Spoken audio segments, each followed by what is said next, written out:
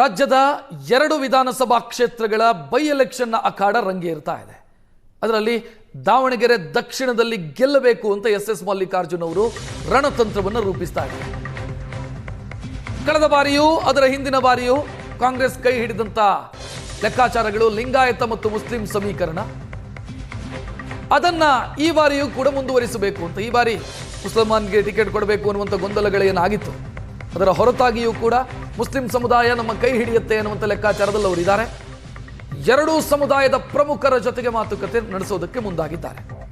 2008ರಲ್ಲಿ ಕ್ಷೇತ್ರ ಮರು ವಿಂಗಡಣೆಯ ಬಳಿಕ ದಾವಣಗೆರೆ ದಕ್ಷಿಣ ಕ್ಷೇತ್ರ ರೂಪುಗೊಳ್ತು. ಆ ದಿನದಿಂದಲೂ ಕೂಡ ಕ್ಷೇತ್ರ ರೂಪುಗೊಂಡ ಬಳಿಕವೂ ಕೂಡ ಇದೇ ಸಮೀಕರಣ ಕಾಂಗ್ರೆಸ್ನ ಕೈ ಹಿಡಿದಿದೆ. ಅಂದ್ರೆ ಲಿಂಗಾಯತ ಮತಗಳು ಮತ್ತು ಮುಸ್ಲಿಂ ಮತಗಳು ಒಂದಾದ್ರೆ ಸುಲಭವಾಗಿ ಗೆಲ್ಲಬಹುದು ಅಂತ ಅದೇ ಸಮೀಕರಣ ಕಾಂಗ್ರೆಸ್ ಅನ್ನು ಕೈ ಹಿಡಿತಾ ಇದೆ. ಈ ಬಾರಿಯೂ ಕೂಡ ಅದನ್ನು ವರ್ಕೌಟ್ ಮಾಡೋದಕ್ಕೆ ಎಸ್ ಮಲ್ಲಿಕಾರ್ಜುನ್ ಪ್ರಯತ್ನವನ್ನು ಮಾಡ್ತಾ ಇದ್ದಾರೆ. ಸಮರ್ಥ ಅವರು ಚುನಾವಣೆಗೆ ನಿಂತಿದ್ದಾರೆ. ದಯವಿಟ್ಟು ಎಲ್ಲರೂ ಹಿರಿಯರಿದ್ದೀರಾ, ನೀವು ಎಲ್ಲರೂ ಆಶೀರ್ವಾದ ಮಾಡ್ರಿ. ಸಮರ್ಥ ಶಾಮ್ನೂರಿಗೆ ನಿಮ್ ಸೇವೆ ಮಾಡ್ಲಿಕ್ಕೆ ಒಂದು ಅವಕಾಶ ಮಾಡ್ಕೊಳ್ರಿ ಅಂತ ನಿಮ್ಮೆಲ್ಲರಲ್ಲಿ ನಾನು ಕೇಳ್ಕೊಳ್ತೀನಿ. ಮರಿದೆ ನಿಮ್ಮ ಈ ಉತ್ಸಾಹ, ಇವತ್ತು ಪಟಾಕಿಗೆ ಒಂದ್ ಸಣ್ಣ ವ್ಯತ್ಯಾಸ ಆಯ್ತು, ಮನಸ್ತಾಪ ಆಯ್ತು, ಅದು ಇರ್ಬೇಕು ಹೌದಾ? ಅಲ್ಲಷ್ಟೇ ಪಟಾಕಿ ಹಚ್ಚಿದ್ರಿ, ಇಲ್ಲಿ ಯಾಕೆ ಹಚ್ಚುತ್ತಾ ಇಲ್ಲ ನೀವು?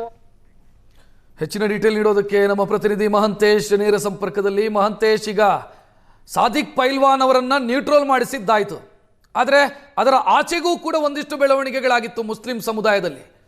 ಏನ್ ಮಾಡಿಕೊಳ್ತಿದ್ದಾರೆ ಎಸ್ ಮಲ್ಲಿಕಾರ್ಜುನ್ ಅವರು ಆ ಸಮುದಾಯವನ್ನು ತಮ್ಮ ಕಡೆಗೆ ಸೆಳೆಯೋ ನಿಟ್ಟಿನಲ್ಲಿ? ಯಶ್ ರಕ್ಷತ್ ಏನು ಈಗ ಅಲ್ಪಸಂಖ್ಯಾತ ಸಮುದಾಯ ಏನು ಬೇಸರಗೊಂಡಿತ್ತು, ಇದಾದ ಬಳಿಕ ಸಾದಿಕ್ ಪೈಲ್ವಾನ್ ಅವರು ಸಹ ನಾನು ತೊಡೆತಟ್ಟಿ ರಣರಂಗದಲ್ಲಿ ಇರ್ತೀನಿ ಎಂಬ ಮಾತನ್ನ ಹೇಳಿದರು. ಇದಾದ ಬಳಿಕ ಏನು ಸಿಎಂ ಸಿದ್ದರಾಮಯ್ಯ ಮತ್ತು DCM DK ಶಿವಕುಮಾರ್ ಅವರನ್ನ ಮನವೊಲಿಸುವಲ್ಲಿ ಯಶಸ್ವಿ ಆದರು. ಆದರೆ ಈಗ ಕನ್ನಡದಲ್ಲಿ 25 ಅಭ್ಯರ್ಥಿಗಳಿದ್ದಾರೆ. ಆ 25 ಅಭ್ಯರ್ಥಿಗಳ ಪೈಕಿ ಸಾದಿಕ್ ಪೈಲ್ವಾನ್ ಒಳಗೊಂಡಂತೆ 14 ಜನ ಅಲ್ಪಸಂಖ್ಯಾತ ಅಭ್ಯರ್ಥಿಗಳಿರುವಂಥದ್ದು.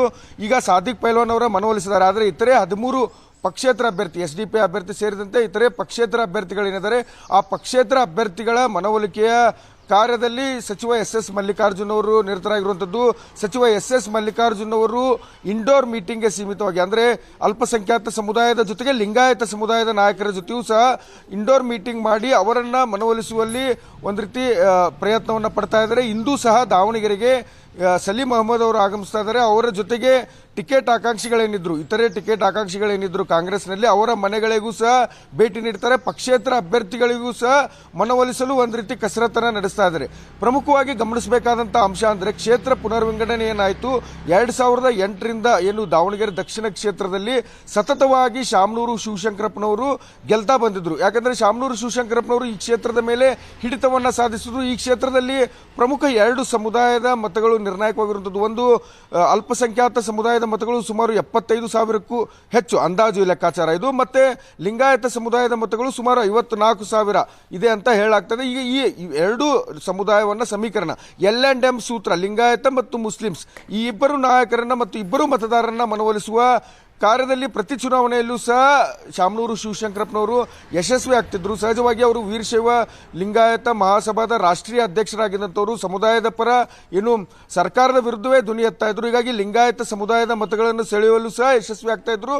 ಅದೇ ರೀತಿ ಅಲ್ಪಸಂಖ್ಯಾತ ಸಮುದಾಯದ ಮತಗಳು ಸಾಂಪ್ರದಾಯಿಕವಾಗಿ ಕಾಂಗ್ರೆಸ್ಗೆ ಬರ್ತಾ ಇತ್ತು, ಇದು ಸಹ ಪ್ಲಸ್ ಪಾಯಿಂಟ್ ಆಗ್ತಾ ಇದ್ದು. ಅದೇ L&M ಸೂತ್ರ ಈಗ ಸಚಿವ ಎಸ್ ಮಲ್ಲಿಕಾರ್ಜುನ್ ಅವರು ಪ್ರಯೋಗಕ್ಕೆ ಮುಂದಾಗಿರುವಂಥದ್ದು.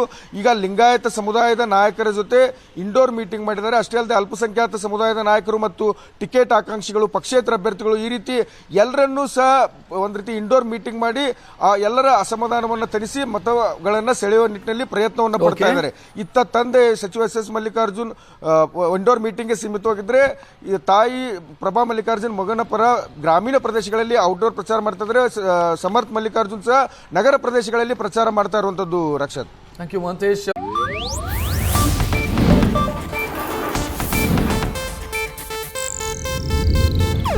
ಇದು ಏಷ್ಯಾನೆಟ್ ನ್ಯೂಸ್ ನೆಟ್ವರ್ಕ್ ಪ್ರಸ್ತುತಿ.